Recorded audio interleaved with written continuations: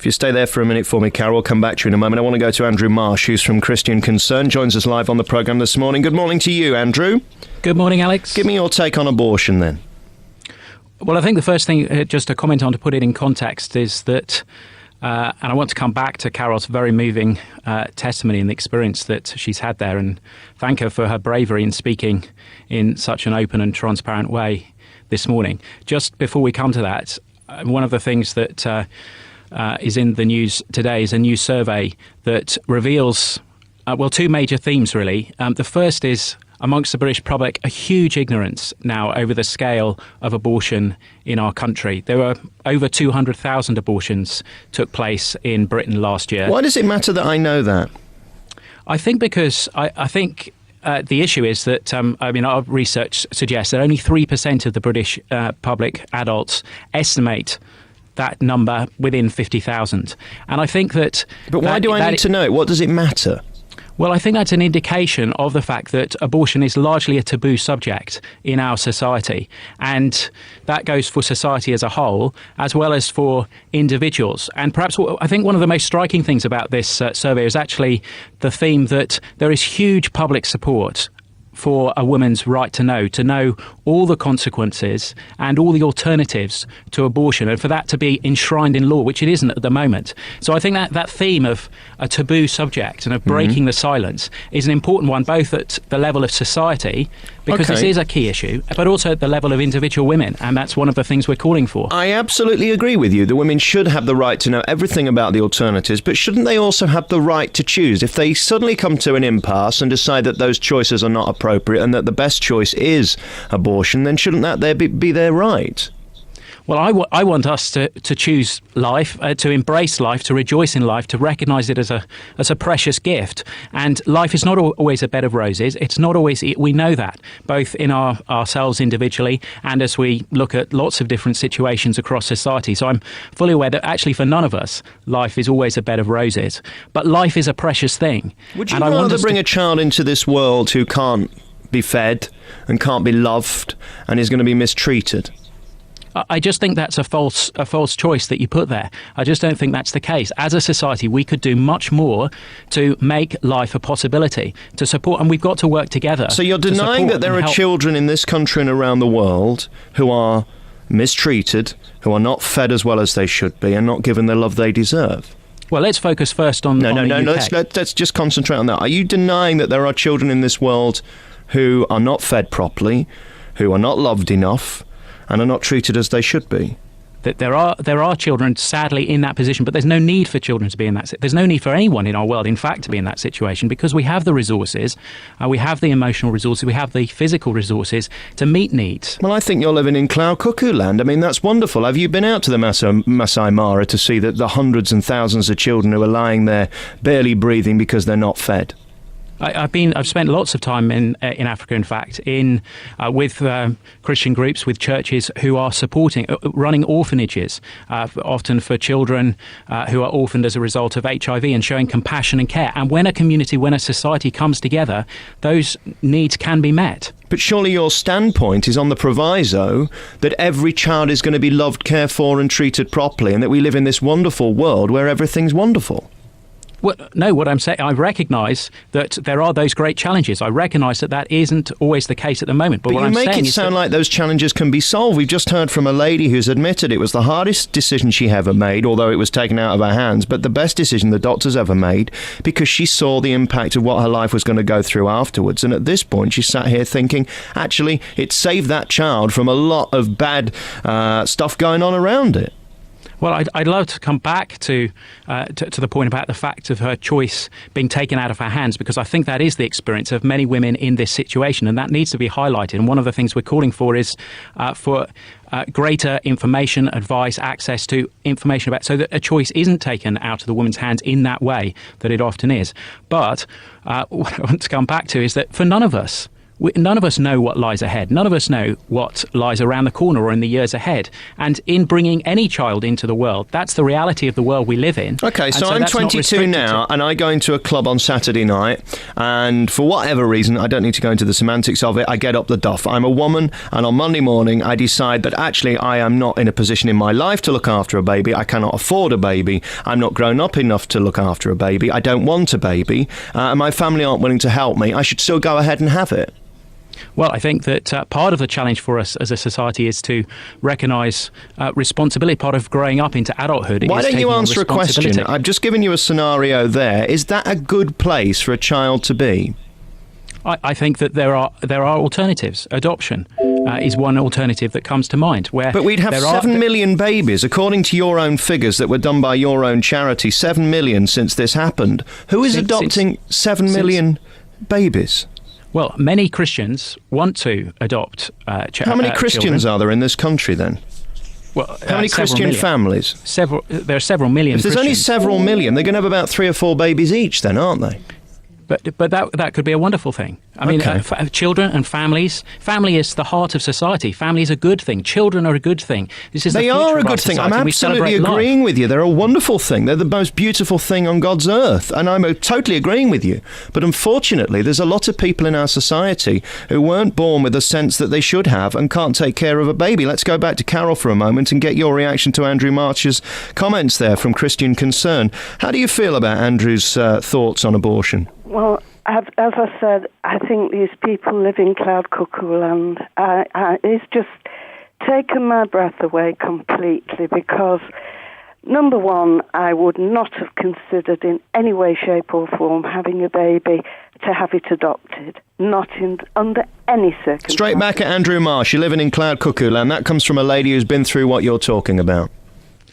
I think that we can, as a society, embrace this. There are Christians, there are people in the country who want to adopt children. Many people want to have children, are for various reasons unable to do so. How can you sit there judging Carol when you don't know what she's been through? She's told us her story, and she's admitted she was not in a place in her life capable of raising a child. And at that point, she had no other choice. Well, none of us know exactly... Can I just interrupt a moment, Alex, please? This gentleman has no given right to pass any opinion on my case because he does not know what the circumstances were in the future. And I respect his ideas. I do not agree with them. But there is a very, very important point that has been missed here. And we are going back 40 years, and you're talking about a very, very responsible married couple with 2 children. The difference now, 40 years on, is that we are living with children living in a promiscuous society where teenagers now are becoming pregnant and they are having early terminations, which was I won't say it was unheard of 40 years ago. It didn't really come into the equation 40 years ago, and this is what is hyping up the figures. It's not the people in living relationships as I was in, the circumstances that I was in are unique and rare, but nevertheless soul-destroying. And I think that should be taken into consideration. It should be the youngsters who are targeted in this. Andrew Marsh from Christian Concern. Go ahead and react to that from Carol. Well, I think I agree with a lot of what Carol says there. I mean, abortion is not rare today. Over 200,000 abortions took place last year. And in fact, ignorance about that is greatest amongst the youngest age group. That's exactly what I'm saying. I'm sorry? That's exactly what I'm saying. I didn't say it was rare. I'm saying it's gone, it's increased. Absolutely. The reason it's increased is because of the younger generation. Absolutely. Youngsters.